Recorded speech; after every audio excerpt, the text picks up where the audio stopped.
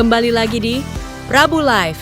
Yang mau kepo saksikan gosip-gosip hari ini, selamat menonton. Saya hanya melihat dari sisi formal yuridis saja bahwa perpanjangan penahanan itu biasa dan bisa dilakukan selama mengacu kepada KUHP. Hanya saja biasanya jaksa selaku pengendali perkara atau pemilik perkara, dia tentunya akan sangat berhati-hati dalam menghadirkan Nikita Mirzani di pengadilan. Kenapa? Karena nanti di pengadilan itu semuanya akan diuji, ajang bertarung pembuktian bahwa hakim akan menilai bukti-bukti yang disajikan oleh jaksa penuntut umum. Dan jika saya menjadi jaksa penuntut umum, maka saya juga akan melakukan hal yang sama. Saya akan meneliti berkas-berkas, dan selama dalam tenggang waktu atau batas penahanan, saya rasa penahanan sih sah-sah saja. Begitu. Abang melihatnya dari segi apa, Bang? Ini prosesnya ini kejaksaan sendiri belum bisa melihat membuktikan bahwa ini benar-benar hasil Nikita di bersalah gitu, Bang. Artinya dari segi mungkin Abang melihat ini apakah belum cukup bukti, Bang, yang dirasa cukup untuk bisa memutuskan P21 ini, Bang? Oke, sampai sekarang kan kita tidak boleh menyatakan Nikita Mirzani bersalah karena azas hukum kita, azas praduga tidak bersalah. Namun saya mencoba menganalisa saja ya bahwa salah satu pasal yang dipersangkakan pada NM Nikita Mirzani itu adalah pasal 3 dan pasal 4 Undang-Undang mengenai tindak pidana pencucian uang, ya, kira-kira seperti itu. Nah, perlu kita ketahui bahwa pasal 3 dan pasal 4 itu tindak pidana pencucian uang itu dilakukan secara aktif. Artinya orang itu melakukan secara aktif tindak pidana, berbeda dengan pasal 5. Pasal 5 itu dilakukan secara pasif.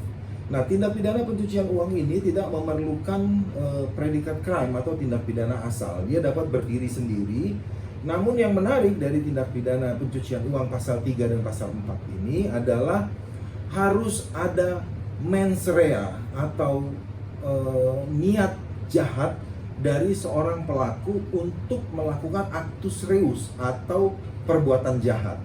Nah, tidak bisa juga serta-merta kemudian kita mengatakan uang yang diperoleh itu disamarkan dengan membeli rumah dan sebagainya. Namun kita harus lihat apa niat jahat, adakah niat jahat mens rea yang dimiliki oleh seorang tersangka.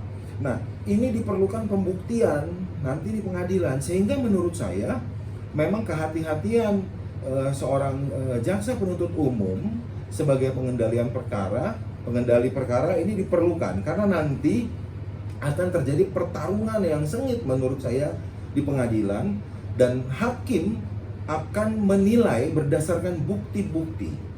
Nah, salah satu yang perlu saya sampaikan bahwa ada 6 parameter pembuktian, salah satunya adalah Bewis Theory. Di dalam Bewis Theory itu terbagi 4. Salah satunya adalah Negative Wedelic Bewis Theory, di mana Negative Wedelic Bewis Theory ini mengacu kepada sama seperti pasal 183 KUHP yang mengatakan bahwa keyakinan hakim itu, kurang lebih keyakinan hakim itu akan muncul berdasarkan alat bukti yang sah. Sekali lagi saya ulang, keyakinan hakim untuk menjatuhkan pidana kepada seseorang itu berdasarkan alat bukti yang sah. Nah, alat bukti yang sah ini tentunya mengacu kepada pasal 184 dalam KUHP. Nah, ini akan menjadi masalah kalau kemudian alat bukti itu diperoleh secara tidak sah atau melawan hukum. Seperti yang pernah saya sampaikan di dalam pertanyaan sebelum-sebelumnya. Nah, untuk itu disinilah pentingnya kehati-hatian, kejelian seorang penegak hukum dalam menentukan bagaimana sikap atau pertempuran yang akan terjadi di pengadilan untuk betul-betul mendapatkan keadilan bagi seorang tersangka atau seorang terdakwa. Kita tidak boleh kemudian menghakimi seseorang tanpa pembuktian. Nah, saya pengen sampaikan bahwa di dalam pasal 3 dan pasal 4 Undang-Undang mengenai tindak pidana pencucian uang diperlukan ada satu mens rea atau niat jahat. Nah, kalau dalam hal ini kita membahas tentang seorang Nikita Mirzani, maka harus dibuktikan dulu adakah niat jahat dari seorang Nikita Mirzani dalam perkara ini, dalam tindak pidana pencucian uang ini. Nah, saya secara pribadi tidak melihat ada niat jahat itu, sehingga menurut saya seorang penuntut umum tentunya memerlukan waktu untuk melakukan penelitian terhadap perkara ini, sehingga pertarungan pembuktian di pengadilan dapat dilakukan secara hukum dan hukum yang tegak lurus. Mungkin itu jawaban saya. Bang. Pihak dari penyidik itu belum cukup alat bukti untuk bisa melengkapi berkas itu ya, seperti itu ya Bang? Iya, kalau masalah pihak dari penyidik ini kan tentunya nanti bisa dilihat dari petunjuk jaksa. Saya tidak tahu apa petunjuk dari jaksa. Tapi kalau saya lihat, ini benar-benar diperlukan kehati-hatian dan kejelian, sehingga sekali lagi apa yang akan dituliskan di dalam surat dakwaan dapat dibuktikan dalam pertarungan di pengadilan. Bang, berarti bukti rekaman itu belum cukup untuk menjadi bukti? Iya. Rekaman yang beredar selama ini? Iya, kalau saya menyatakan bahwa rekaman yang diam-diam itu masuk dalam kategori unlawful legal evidence. Ada beberapa tulisan saya, bahkan saya menyatakan bahwa bukti rekaman itu juga dapat dikategorikan sebagai pelanggaran HAM, yaitu hak untuk hak privacy, dan itu termaktub di dalam konstitusi kita, Undang-Undang Dasar 1945. Jadi kalau bukti rekaman itu lagi yang dipakai untuk membuktikan bahwa telah terjadi tindak pidana, maka menurut saya itu tidak bisa dijadikan sebagai alat bukti yang sah sebagaimana tertulis dalam pasal 183 KUHP. Gitu. Artinya bisa jadi karena itu belum tentu menjadi sah ya Bang. Jadi kasus Nikita Mirzani dianggap masih butuh bukti-bukti lain untuk. Iya, bisa saja seperti itu, karena itu kan membuktikan telah terjadi peristiwa pemerasan ya, kalau saya nggak salah.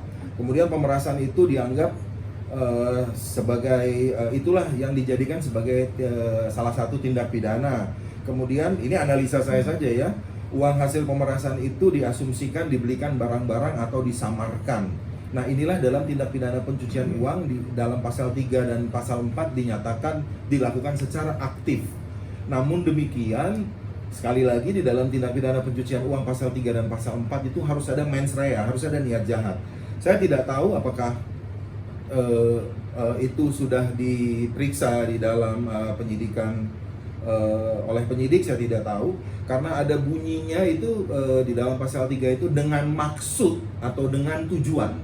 Nah, dengan maksud dengan tujuan ini ada niat, ada mens rea, ada niat jahat. Apakah niat jahat itu ada di dalam rencana-rencananya Nikita pada saat itu? Ya, saya tidak tahu. Tapi tidak juga kemudian jika seorang Nikita mau beli rumah, berencana membeli rumah dari tahun lalu, kemudian baru dapat rezeki sekarang, dan sekarang dibelikan rumah, bukan itu kemudian menjadi niat jahat? Menurut saya tidak. Jadi harus dibuktikan dulu nanti unsur atau pembuktian mengenai mens rea atau niat jahat. Nah, kembali lagi, kalau kemudian dianggap ya uang ini diperoleh dari kejahatan, walaupun saya sampaikan bahwa di dalam tindak pidana pencucian uang itu tidak perlu dibuktikan predikat crime atau tindak pidana asal, tapi uang yang dianggap sebagai yang diperoleh dengan cara atau dari hasil kejahatan itu, maka kejahatan itu sendiri harus dibuktikan. Nah, ini kan tindak pidananya berdiri sendiri. Nah, membuktikan kejahatan terhadap dugaan pemerasan ini harus dibuktikan. Bagaimana membuktikannya? Kalau alat bukti yang dipakai sekali lagi adalah rekaman percakapan yang dilakukan secara diam-diam, yang sepengetahuan saya juga sudah dilaporkan oleh Nikita Mirzani ke Polda Metro Jaya kalau saya nggak salah, maka rekaman percakapan itu sangat terlarang, melanggar HAM, dan itu masuk kategori unlawful legal evidence, mendapatkan bukti dengan cara-cara yang tidak benar. Sehingga pada saat pertarungan di pengadilan, maka alat bukti rekaman itu akan dikesampingkan oleh hakim, sehingga tidak gampang tidak bisa dibuktikan telah terjadi peristiwa pemerasan. Ditambah lagi kalau tidak bisa dibuktikan mens rea dari seorang Nikita Mirzani bahwa Nikita Mirzani melakukan ada niat untuk melakukan pencucian uang dengan bentuk menyamarkan dan sebagainya, tidak bisa dibuktikan ada niat itu untuk menyamarkan uang yang didapat, maka menurut saya pun dalam analisa akademik saja ini bahwa tindak pidana pencucian uang itu pun tidak bisa dibebankan kepada Nikita Mirzani karena pembuktiannya tidak sesederhana yang dibayangkan. Dan satu lagi yang menarik dari tindak pidana pencucian uang, ada pembuktian terbalik. Kalau Nikita Mirzani kemudian membuktikan bahwa uang yang dia peroleh juga dari hasil kerja dia, ingat dari hasil kerja, artinya apapun itu selama itu memang dari hasil kerja, maka tindak pidana pencucian uang sebagaimana dalam pasal 3 dan pasal 4 menurut saya akan sulit dibuktikan dalam pertarungan di pengadilan.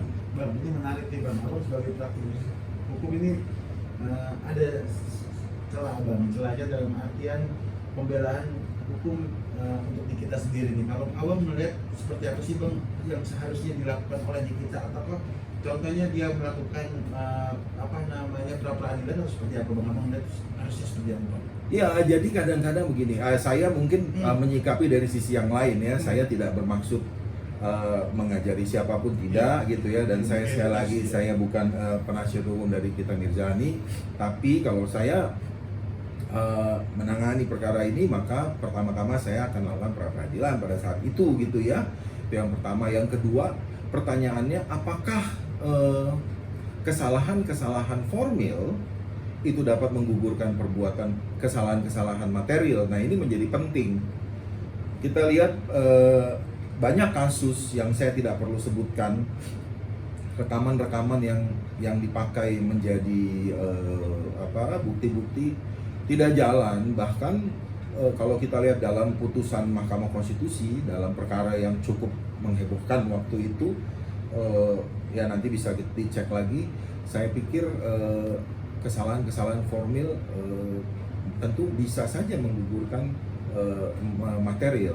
Namun demikian, sekali lagi saya tidak dalam kapasitas untuk menilai kesalahan-kesalahan formil di sini, tapi analisa ini hanya analisa secara akademik bahwa kalau alat buktinya sekali lagi rekaman yang seperti itu, maka rekaman itu tentunya akan diabaikan oleh hakim. Dan pertarungan di pengadilan yang berkaitan dengan tindak pidana pencucian uang, maka sekali lagi yang harus dibuktikan oleh jaksa penuntut umum nanti di dalam pertarungan, khusus tentunya berdasarkan surat dakwaan, adalah membuktikan ada niat jahat dari seorang tersangka atau terdakwa. Selama itu tidak bisa dibuktikan, maka menurut saya tindak pidana pencucian uang tidak akan bisa dikenakan. Termasuk pembuktian terbalik ya, seperti itu ya Bang? Yes, pembuktian terbalik artinya seorang terdakwa akan diberi kesempatan membuktikan bahwa uang yang dia peroleh bukan dari hasil kejahatan.